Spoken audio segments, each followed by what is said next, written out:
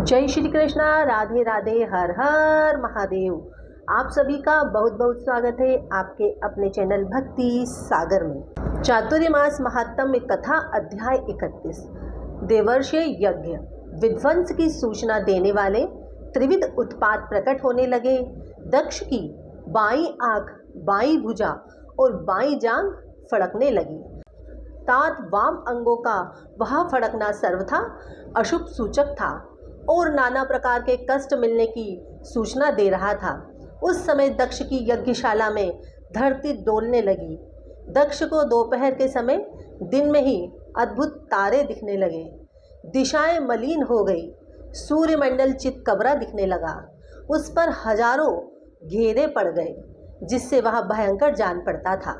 बिजली और अग्नि के समान दीप्तिमान तारे टूट टूट कर गिरने लगे तथा और भी बहुत से भयानक अपशकुन होने लगे। इसी बीच में वहाँ आकाशवाणी प्रकट हुई, जो संपूर्ण देवता और विशेषतः दक्ष को अपनी बात सुनाने लगी।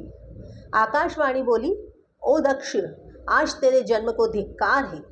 तू महामूढ़ और पापात्मा है।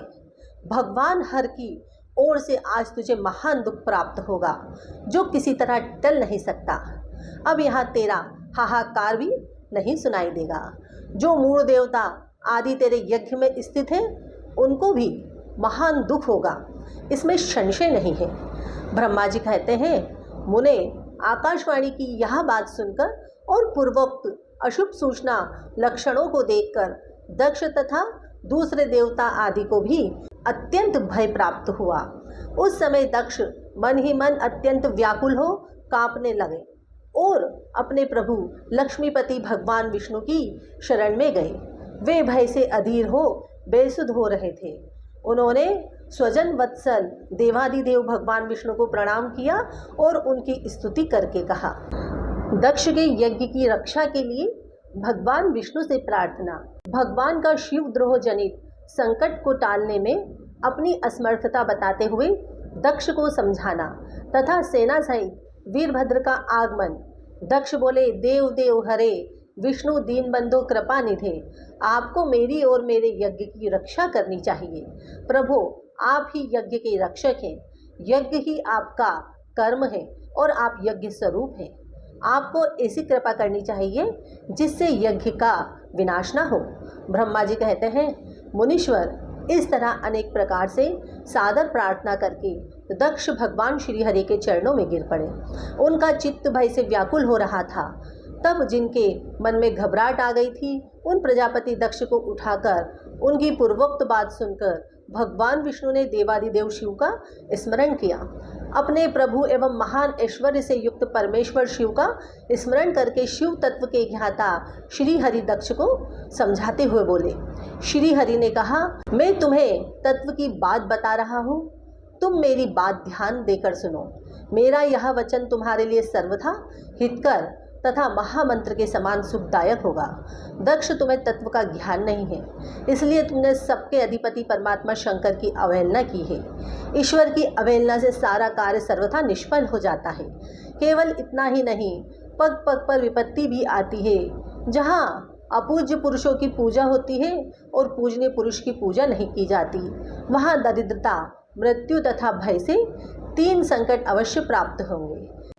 इसलिए संपूर्ण प्रयत्न से तुम्हें भगवान वृषभध्वज का सम्मान करना चाहिए।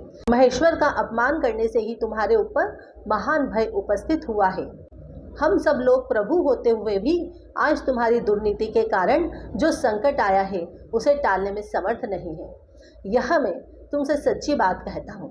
ब्रह्मा जी कहते हैं, नारद, भगवान विष्णु का यह वचन सुनकर दक्ष चिंता में डूब गए। उनके चेहरे का रंग उड़ गया और वे चुपचाप पृथ्वी पर खड़े रह गए। इसी समय भगवान रुद्र के भेजे हुए गणनायक वीरभद्र अपनी सेना के साथ यज्ञ स्थल में जा पहुँचे।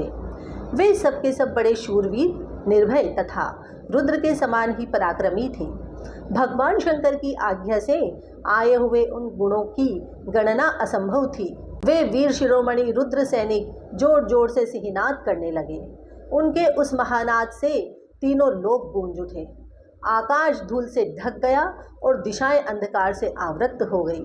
सातों दीपों से युक्त पृथ्वी अत्यंत भय से व्याकुल हो पर्वत, वन और काननों सहित कांपने लगी तथा संपूर्ण समुद्र में भूचाल आ गया।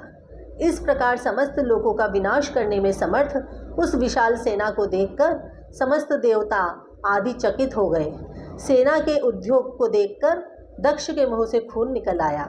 वे अपनी स्त्री को साथ ले भगवान विष्णु के चरणों में दंडी की भांति गिर पड़े। दक्ष ने कहा, विष्णु महाप्रभु, आपके बल से ही मैंने इस महान यज्ञ का आरंभ किया है। सत्कर्म की सिद्धि के लिए आप ही प्रमाण माने गए हैं। विष्णु, आप कर्मों के साक्षी तथा यज्ञों के प्रतिपालक हैं। महाप्रभु, आप वेदोक्त धर्म तथा ब्रह्मा जी के रक्षक हैं। अतः प्रभु, आपको मेरे इस यज्ञ की रक्षा अवश्य ही करनी चाहिए, क्योंकि आप सबके प्रभु हैं। ब्रह्मा जी कहते हैं, दक्ष की दीनतापूर्ण बात सुनकर भगवान विष्णु उस समय शिव तत्व से विमुख हुए। दक्ष को समझाने के लिए इस प्रकार बोले। श्री विष्णु ने कहा, दक्ष, इसमें संदेह नहीं कि मुझे तुम्हारे यज्ञ की रक्षा करनी चाहिए, क्योंकि धर्म परिपालन विषयक जो मेरी सत्य प्रतिज्ञा है वह सर्वत्र विख्यात है। परंतु दक्ष, मैं जो कुछ कहता हूँ उसे तुम सुनो। इस समय अपनी क्रूरतापूर्ण बुद्धि को त्याग दो। देवताओं के क्षेत्र नैमिषारण्य में जो अद्भुत घटना घटित हुई है उसका तुम्हें स्मरण नहीं हो रहा है। क्या तुम अपनी कुबुद्धि के कारण उसे भूल गए?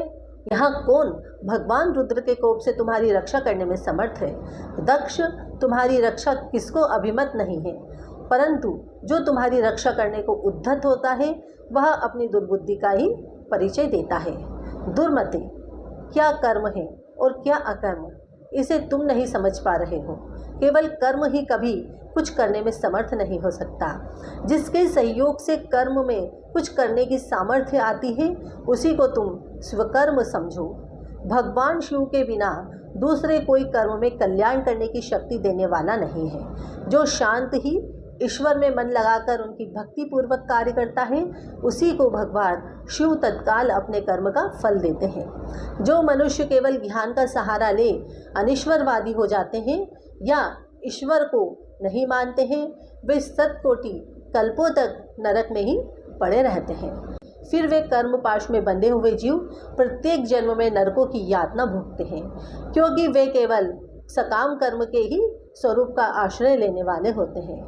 ये शत्रुमर्दन वीरभद्र जो यज्ञशाला के आंगन में आ पहुँचे हैं, भगवान रुद्र की क्रोधाग्नि से प्रकट हुए हैं। इस समय समस्त रुद्रगणों के नायक ये ही हैं। ये हम लोगों के विनाश के लिए आए हैं, इसमें संशय नहीं है।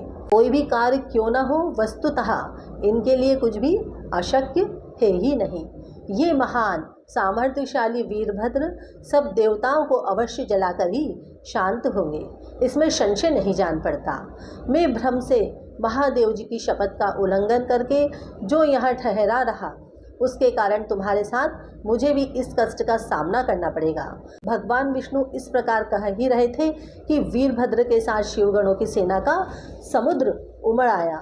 समस्त देवता आदि ने उसे देखा। चातुर्मास महात्म्य 31 पूर्ण हुआ। धन्यवाद।